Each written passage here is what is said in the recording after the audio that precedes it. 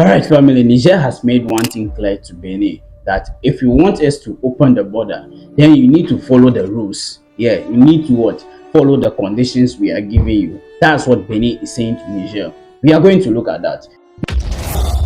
Now, let's move to South Africa. Yes, there is a man there. This man right here is the king of the Zulus. Yeah, he has told the Zulus of the South Africa that they should not do any violence against any foreigner. And I think we need to dive into all the details ASAP. Alright, my people, once again, welcome back to this platform. Now, we are going to look at something very interesting. Niger has set the rules, the conditions to open the border. We have kept our promise. We have secured the security priority. We have also laid the foundations for economic and legal normalization. The principles of exemption from transit taxes, the prohibition of release for consumption, the review of charges, and the settlement of disputes are now enshrined in our joint commitments. By choosing dialogue over confrontation, we have created value for our economies, security for our people, and hope for our youth. Ratification of the agreements by our respective authorities must take place as soon as possible. May these agreements mark the beginning of a new era. Now, my people, as you can see, these are neighbors, they are brothers, one people before the colonialists came and devised. Anyway, why is Niger setting conditions to open the border? Because the border was closed. Why was the border closed? The border was closed because Niger and Benin didn't get along. At least they have not been getting along for the past couple of years. Why? Because Niger had a brand new government led by this man, General Tiani. How did he get into power? Let's look at that. He overthrew this guy named Mohamed Bazoum. He overthrew him because Mohamed Bazoum was a very good friend of the French, and he gave unlimited access to the French to do anything they want in the country. Remember this, Niger has some of the most important loads of uranium in the world. A lot of it. And if you know, this is uranium. Uranium is used for multiple reasons. One of the main reasons, creation of electricity. You can create electricity with uranium. Now, France used to export uranium from Niger and create electricity with it for themselves.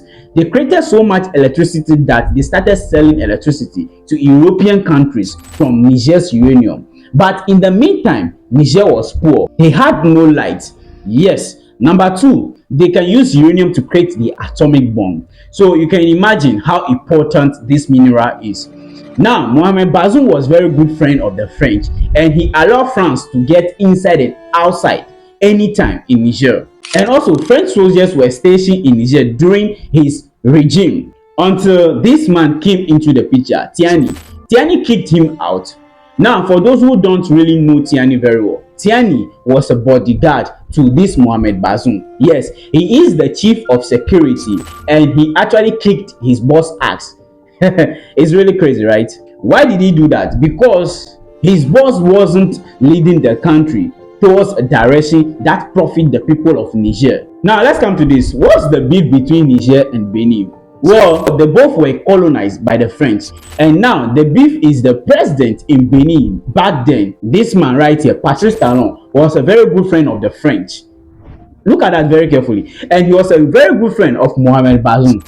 So when Mohamed Bazoum was kicked out of power, Talon was not very happy about that because he kept a very strong tie and relationship with France. Now, why wasn't Patrice Talon happy about that? He wasn't happy because this man Tiani kicked out the French military out from Niger too. He gave them an ultimatum and he said, you need to leave the country. Faced with France's flippant attitude and reaction to the internal situation in our country, the National Council for the Safeguarding of the Homeland has decided to denounce the cooperation agreements in the field of security and defense with France. Now you can see, why did he do that?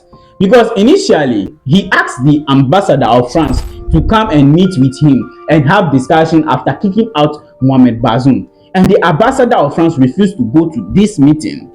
They said they have no legitimacy to call them and have discussion. It's a coup against a democratically elected president from a minority ethnic group who has implemented courageous economic and political reforms for his country. Therefore, I believe our policy is the right one. It rests on the courage of President Bazoum, on the commitment of our diplomats and our ambassador on the ground who remains despite the pressure, despite everything, and despite all the pronouncements of the illegitimate authorities. It is also thanks to the commitment of our internal security forces and our military. So when that happened, Tiani said, oh, okay, you want to tell me who has the legitimacy in my country, my own country. You want to tell me the person that has legitimacy. Okay, you know what? Just pack your stuff and leave my country. Just leave. So that's how they left. Now, France has a diplomatic body and also military in Niger. They were there for training. They were there for fighting terrorism. But Tiani decided they must leave the country. There was about 1,000 soldiers that decided to leave. After resisting a little bit, they eventually left. So Patrice Talon of Benin was not happy about that. Definitely not, because he was a very good friend of Emmanuel Macron. Now, these countries right here, CEDEAO, this is ECOWAS. These are African countries in West Africa that come together to supposedly help each other. They all stood against Niger, Burkina Faso, and Mali. Remember, once Niger attacked, threw over the president, Mali followed over, Burkina Faso also as well. So all these three countries, as you can see, all chased the French away. Now, ECOWAS, which is supposed to be a group of African countries working together, all turned against the three African brothers. They said, you know what, we don't want you anymore. So they kicked them out of ECOWAS. And they said something again. By the way, in the case of Niger, because you took Mohamed Bazoum out of power by force, we want to bring him back, and we are going to organize an army of ECOWAS soldiers to attack Niger and reinstate Mohamed Bazoum into power. This afternoon is to explain our position to the European Union, what has informed the various measures that ECOWAS has taken, and the collaboration we seek from all our partners. As you know, the world is a global village. One event in a particular place affects the whole world. So important to come to Spain to talk to our partners from the European Union so that they understand what we are doing and give us the support that they are able to give us. Now, that's when things get crazier. Mali and Burkina Faso says, you know what, if you attack Niger, you are going to declare war on all of us. If you dare attack our neighbor, then automatically you want war with all of us. That's what they said. Now look at this. Brotherhood is not about skin color. That's what I've noticed. Or coming from the same mother. It's not about that. Because when you look on this continent, those who that deem fit as brothers, those who that are brothers are Mali, Burkina Faso, and Niger. Those are the ones I see on this continent.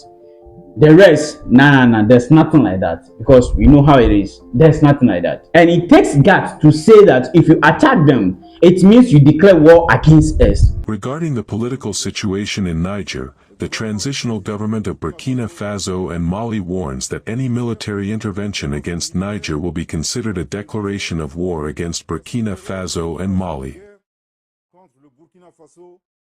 Now, are you getting the whole scenario here? So Patrice Talon was a very pro-French and Niger was against France. The border has been closed for almost 3 years now, after the military took power in Niger, obviously, accusing Benin of letting French soldiers stay near the border to attack and destabilize Niger. Now, Niger accused Benin after doing some intelligence. Now, this is Niger, Benin. This is neighboring countries. So the French were like, okay, you kick us out of Niger. Let's come into your country, that's Benin, where we can plan and do some terrible things to them. So Niger apparently got the information where the president went on TV, national TV, and directly accused Benin of hosting French soldiers. Remember, for example, when it came to the withdrawal of French forces from our territory, the French command, through its political authorities, tried to pressure us into withdrawing through a neighboring territory, Benin. We know what intention lies behind this desire to withdraw to Benin, practically on our doorstep. But after all this, do you know what happened? Benin says that's not true. They have never done that, and you are lying to yourself. How can we do that? Why do you think like that of a brother? Now, who is telling the truth? We don't know. Now, something has changed. Patrice Talon is not in power anymore. Patrice Talon and Tiani never got along anyway. Now, the election happened in Benin a couple of weeks ago, and there was a new president. This is the brand new president, Ramodu Wadani. He is the new president. Now, Ramodu Wadani came into power and started bringing their neighbors close. He went on different trips to neighboring countries. First, he went to Nigeria. He went to Nigeria to see Tinubu, the president of Nigeria. And then they had discussion about commerce, business, and exchange. Why? Because Nigeria is the biggest economic partner of Benin. And also, a few months ago, if you remember, there was an attack against Patrice Talon's government by these people. These people right here, they were trying to emulate what happened in Burkina Faso, Niger, and Mali. But unfortunately for them, they failed because Nigeria set aeroplanes, warplanes, and soldiers on the ground to fight against these people. So they failed. Some of them got arrested, unfortunately for them. So Benin is morally indebted to Nigeria. They need to go to Nigeria and show them that they are really grateful and they are the reason why their government is still standing. Now, the new president went to Nigeria to salute Tinubu. Yes. After Nigeria, he also went to Niger to have discussion. I mean, you would think they don't get along. The border has been closed between Niger and Benin for a long time now, because Benin was one of the countries that accept what ECOWAS actually proposed. ECOWAS proposed to isolate these three countries, Mali, Burkina Faso, and Niger. Yes. Now, look at this carefully. Do you see something specific right here? They don't have access to the sea. Yes. So they are inside the continent. You know, the sea is very important. You need the sea so you can import and export.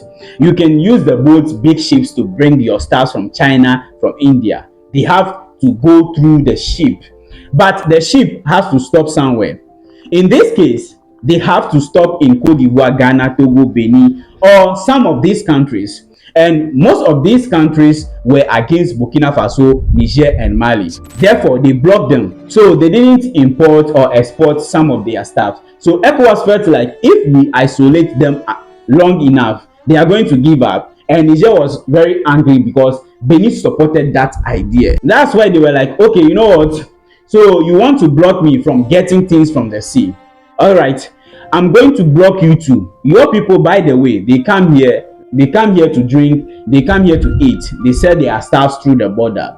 You know, African people, how they relate, like Ghana and Togo are those who are at the border, and a little bit like Congolese from the DRC crossing to Uganda or the Burundi. They are neighbors, very similar to, I would say, South Africa with Eswatini, or South Africa and Lesotho. So they say, you know what, you guys, we are going to block you. That's how Niger blocked the border. They say, you know what, we don't want you either. Initially, it was the idea of Benin to implement what ECOWAS proposed. Then Benin was like, let's open the border. Let's open, because they have realized that they were suffering too. Because people that used to sail across the border couldn't do anything anymore.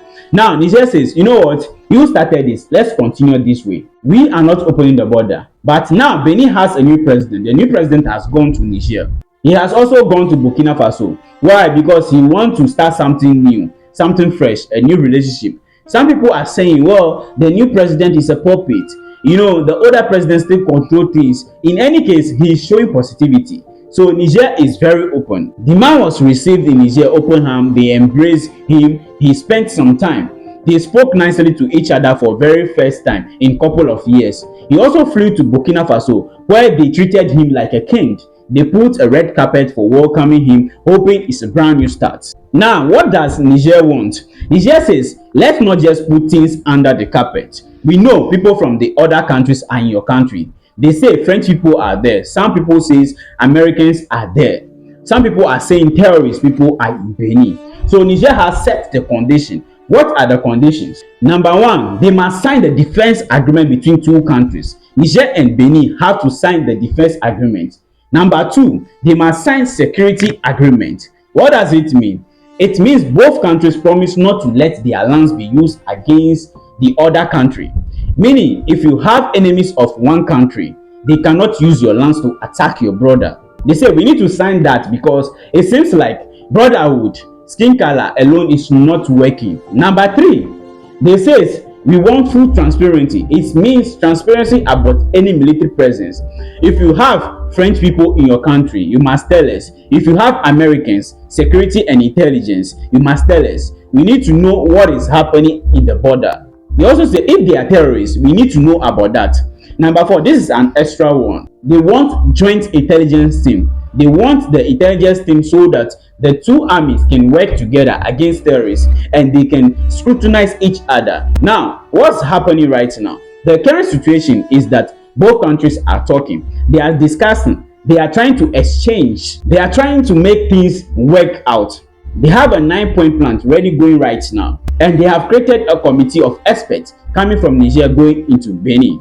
It shows that it allows these brothers that can beef each other anymore. It is going to bring peace between their communities and they hope the border may open soon if they agree and both sides want better trade and security cooperation. Now, do you think Niger should trust Benin? For me, I don't know. By the way, I hope they figure things out.